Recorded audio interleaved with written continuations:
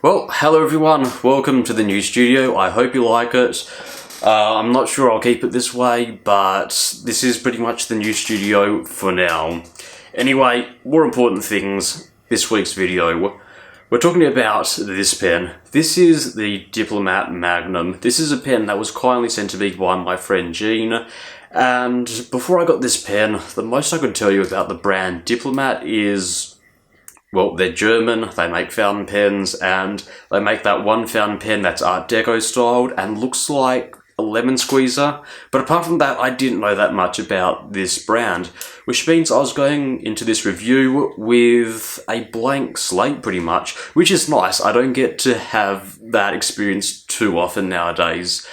So this pen, the Diplomat Magnum, specs-wise, or at least on paper, is a pretty interesting pen. It's a budget fountain pen, which we like here on this channel.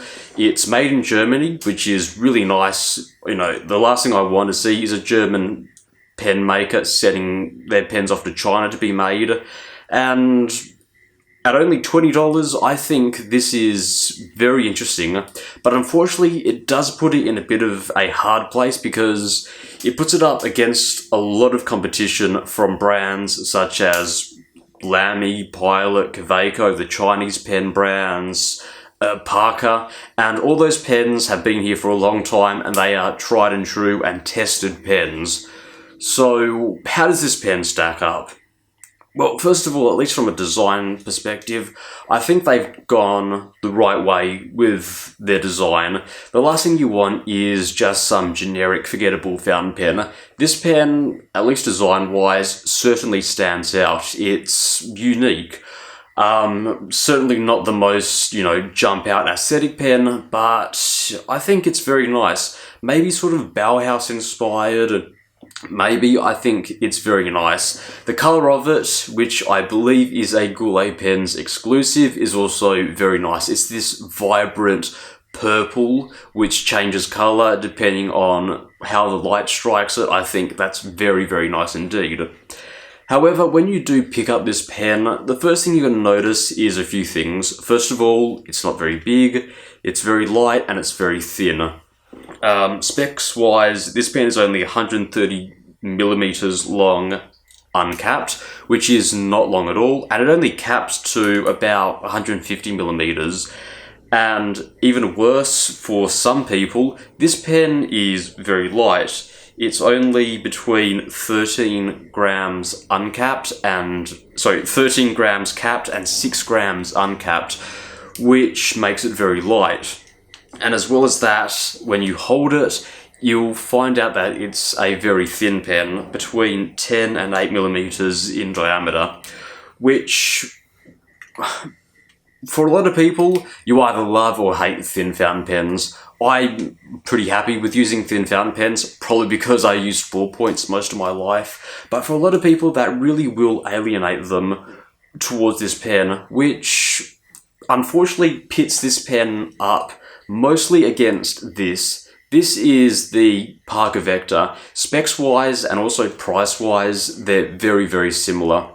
So, how does this pen stack up against the rest of the pens? Well, ergonomics-wise, I think ergonomics is neither here nor there. For a thin pen, I think it's fine. Holding this pen, unfortunately, it does have a tri-face ergo grip, which used to annoy me. I'm sort of getting used to them nowadays, but for the most part, I don't actually hold this pen at the grip. I sort of hold it in between, and that's just because it's a light, short pen with a small nib, and doing it this way allows me to have a really relaxed writing style.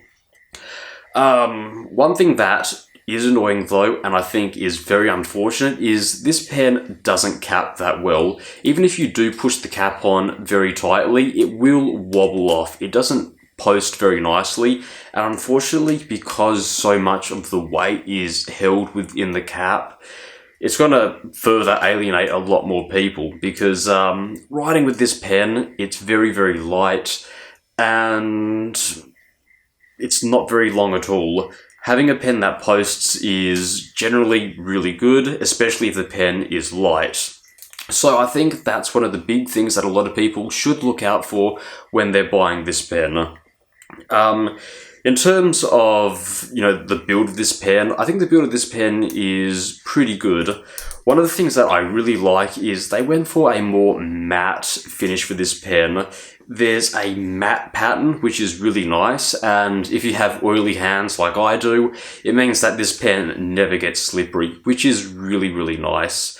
And you can definitely see that pattern when you look at this pen. Another thing is, this pen is certainly built very nicely. I'm not sure what type of plastic they use on their website, and all the reviews I've seen, they've quoted it as being a resin-style pen, but that's just fancy words for being, well, plastic. It's injection molded, it's certainly not acrylic, and it's certainly not ABS. I'm not too sure. It feels very similar when I feel this pen. It feels very similar to what the old Pilot 78Gs were made from. So that's neither here nor there. It's held up to everyday wear very nicely. Though one thing that you might find is when you pick up this pen, it does feel a little bit less quality than it actually is. And I think that's just a trap that a lot of cheaper fountain pens fall into. A lot of people associate heaviness with quality, and unfortunately light pens are light. And some people just don't think they're as high quality as they are. This is a quality pen. In terms of the cap snaps on, cap snaps off. Obviously there's no threads, which is nice on a pen like this. Though the design of the cap is not something that I'm a huge fan of. It's not really my style. On the top finial, there is the words Diplomat underneath some clear resin. Now, this pen does take standard international cartridges and converters. In my experience, the converter fits fine, though if you do want to use this with a converter, I would recommend that you use a tighter version of the standard international. There is a little bit of variance in the converters, and I've noticed that the converters that you get in, say, the Bail pens from China are a little bit tighter, and for that reason fit onto this pen a little bit better.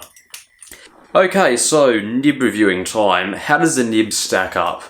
Well, this is obviously going to be a number 5 stainless steel nib. It's a budget pen, it's obviously going to be stainless steel.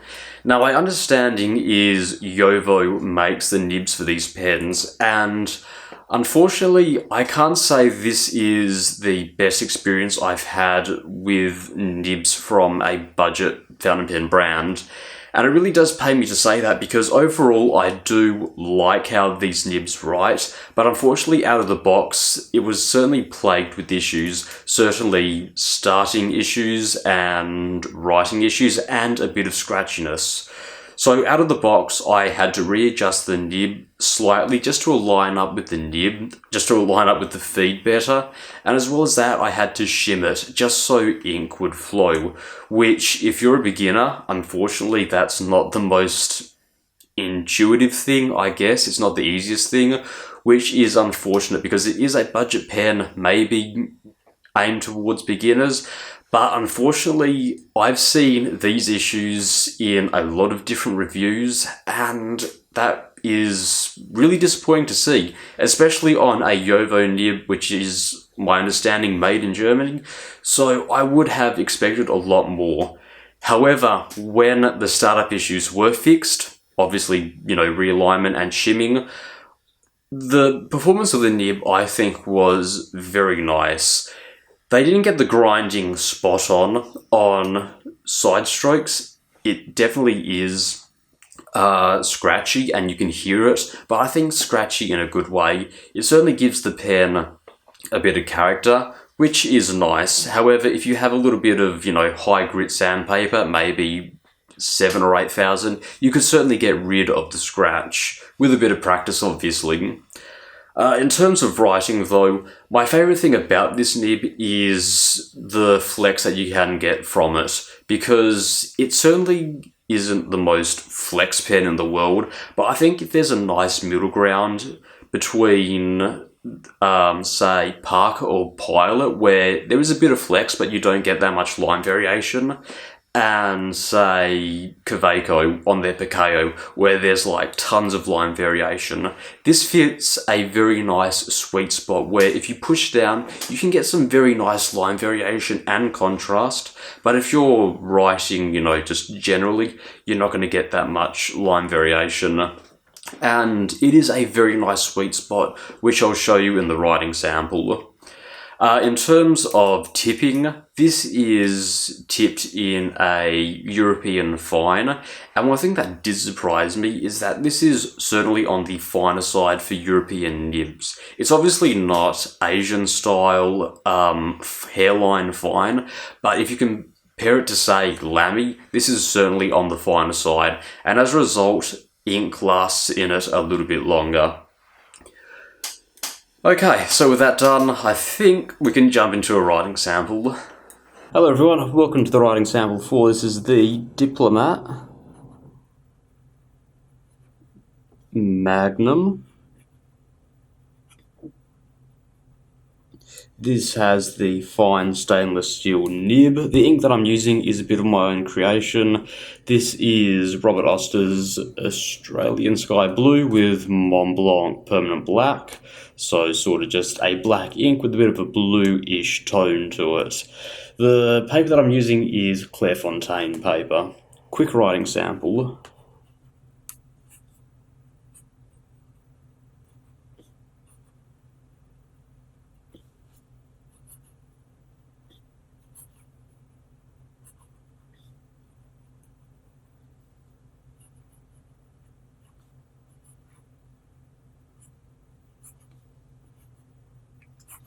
And as you can see from that, there's no issue with this pen whatsoever. I'm not sure how well the audio picks it up, but it definitely is a little bit scratching.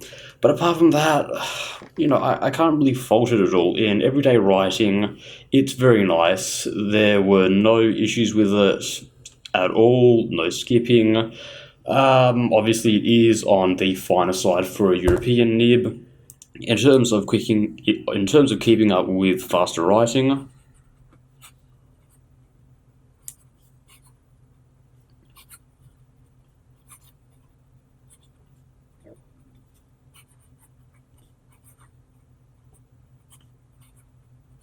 certainly not the fastest writing in the world, but it keeps up very nicely.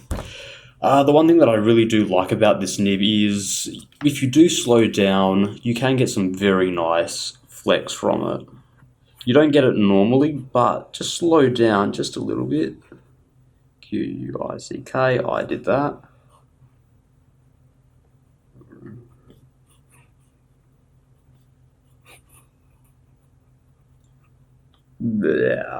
Losing the plot there a little bit, but you get the point. You can get some very nice writing out of it. If you just slow down, you can get some very nice... The word more is contrast between the thick and the thin.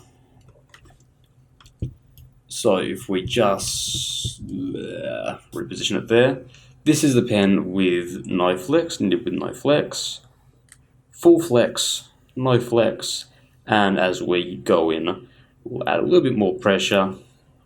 You can get some very nice contrast between thick and thin lines, and in my opinion, that is what looks the best. In terms of natural line variation, there really isn't much line variation at all within the nib. It's all to do with the flex.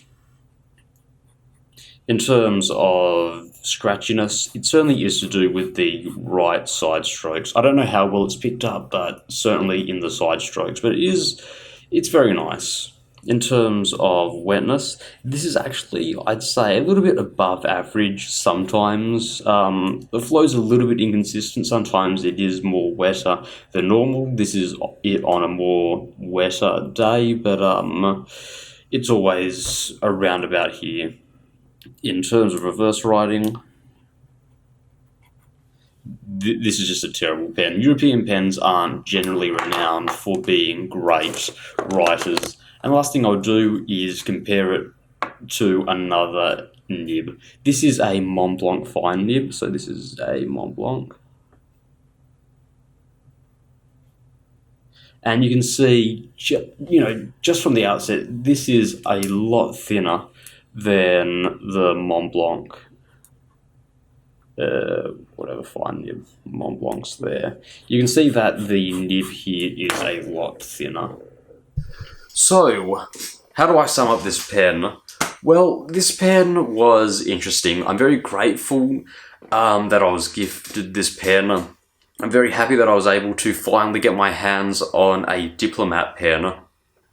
But unfortunately, I don't think this pen, I could say, would be recommended towards beginners.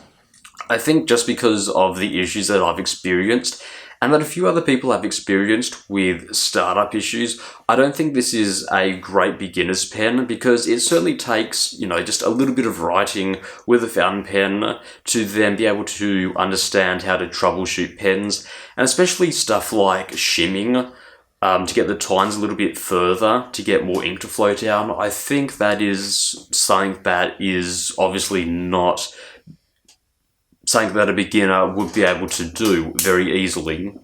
With that said, I originally did say that its biggest competition would be the Parker Vector, just because they are both very thin pens. And I do think that this pen is better than the Parker Vector, simply because the nib is a lot more fun to write with. Yeah, the Parker Vector is a much more reliable pen. In my experience, this pen is just so reliable, and it doesn't chew through that much ink. But in terms of how much fun it is to write with, this pen here is just very, very fun to write with. So I think, to sum it up, this pen certainly does have its own little corner in the budget fountain pen market, its own little niche area. If you're looking for a pen that's fun to write with, maybe it's your third or fourth, or like me, it's like your 80th or 90th pen, sure, go ahead, pick it up, see what it's like to write with. It certainly does have a nice nib once you get it underway. Just remember, it is a very thin pen. And with that, it's nice to be back. Thank you for watching.